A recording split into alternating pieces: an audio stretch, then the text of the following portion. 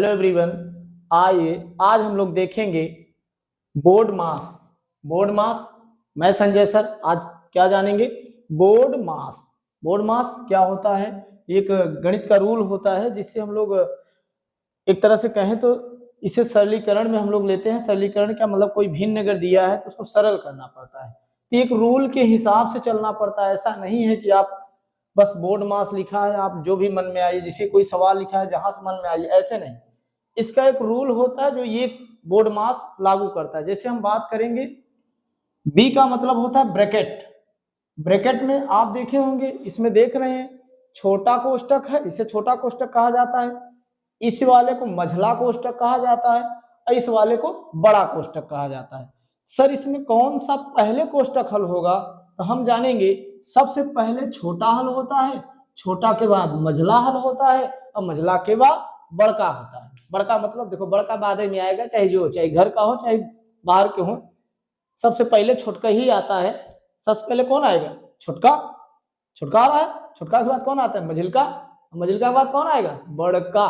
मतलब हमारे कहने का मतलब है ब्रैकेट हल करेंगे तो सबसे पहले छोटा को हल करेंगे, फिर उसके बाद मझले वाले को हल करेंगे, फिर उसके बाद बड़े वाले को हल करते हैं, क्योंकि छोटा वाला माना जाता है सबसे दुलारे का है, इसलिए पहले हल होता है। हाँ चलो आइए फिर देखते हैं ओ का मतलब क्या होता है। ओ का मतलब होता है ऑफ। ऑफ का मतलब होता है गुणा। ऑफ का मतलब क्या होता है? गुणा। जैसे कहीं पर आ गई संख्या दुई का 5%, तो सबसे पहले हम लोग क्या करेंगे? का को हल करते हैं। का का मतलब होता है ऑफ, ऑफ का मतलब होता है गुणा। फिर आता है डी।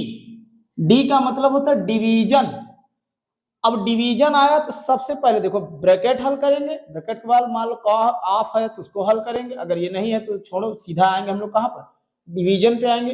डिवीजन मतलब भाग को पहले करेंगे हम लोग, भाग को पहले करेंगे। फिर आता है यम। यम का मतलब मल्टीप्लाई, मल्टीप्लाई या मल्टीप्लिकेशन जो भी आप कहिए, इसका मतलब होता है गुणा।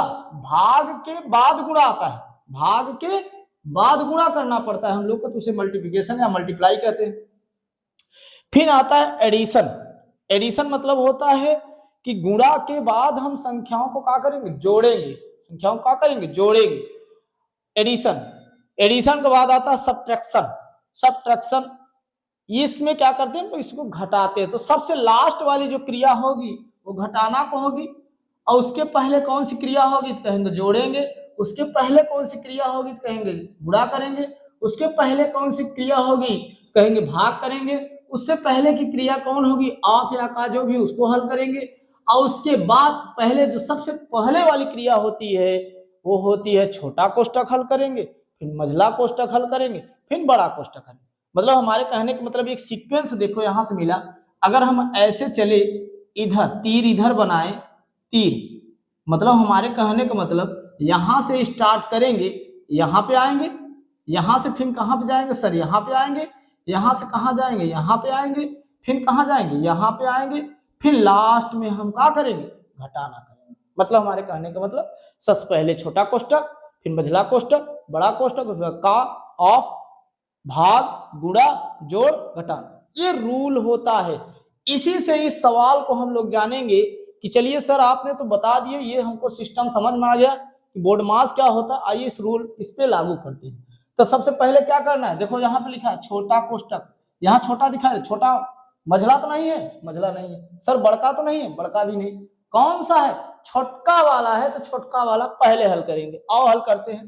पहले इन संख्याओं को कुछ नहीं छुएंगे, लिखेंगे हल 25 माइनस, अब छोटा कोष्टक हल कर रहे हैं तो पहले इनको लिख लो, 18 माइनस 4 गुणित 9/3, 9/3 कर दिया। अभी छोटका कोष्टक बंद कर दीजिए, अभी तो हल हुआ नहीं, पूरी हल हो जाएगी तो खत्म हो जाएगा। फिर लिखेंगे 25 माइनस, अभी तो कुछ कर नहीं रहे, 18 माइनस 4। अब देखो गुणा, अब बटे में संख्या हम बताए थे ऊपर नीचे कटता है तो काट दीजिए, 3 त्रिका 9, सर कट गई, नीचे एक आया ऊपर 3 गया तो एक लिखा नहीं जाता, यहां पे लिखेंगे 3। अब देखो छोटा हो रहा है, मतलब ये वाले को हल कर रहे हैं। फिर लिखेंगे 25 माइनस 18 माइनस, अब क्या करेंगे, देखो भाग तो हो गया, मतलब हमने कहा ना छोटा कोष्टक के अंदर भाग तो कर लिए, भाग के बाद मतलब क्या होता है सर, भाग के बाद पहले गुणा होता है, मतलब अब ये तो इसको हल कर रहे हैं ना, इसी के अंदर वाली कहानी चल रही है, बाहर आया नहीं है, तो 4 तिहाई 12, देखो यहां तक। अब छोटका कोष्टक गायब हो जाएगा, यहां से छोटका कोष्टक यहां से गायब हो जाएगा।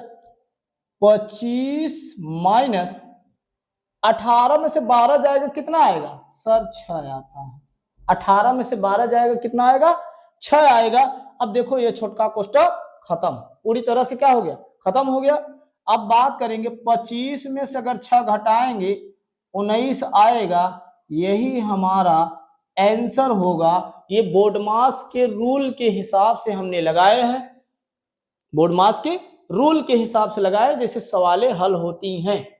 ये बहुत बेसिक तरीके हैं, इससे आपको ये समझ लीजिएगा, फिर इसको लगाइएगा। आप जितने भी सवाल आप लगाइएगा इसको मत भूलिएगा, ये अपना सीक्वेंस ठीक रखेंगे तो सवाल अपने आप सही आएगी। इसका आंसर कितना है 19। आपको अगर ये वीडियो पसंद आया तो आप लाइक करिए, कमेंट करिए, शेयर करिए। धन्यवाद।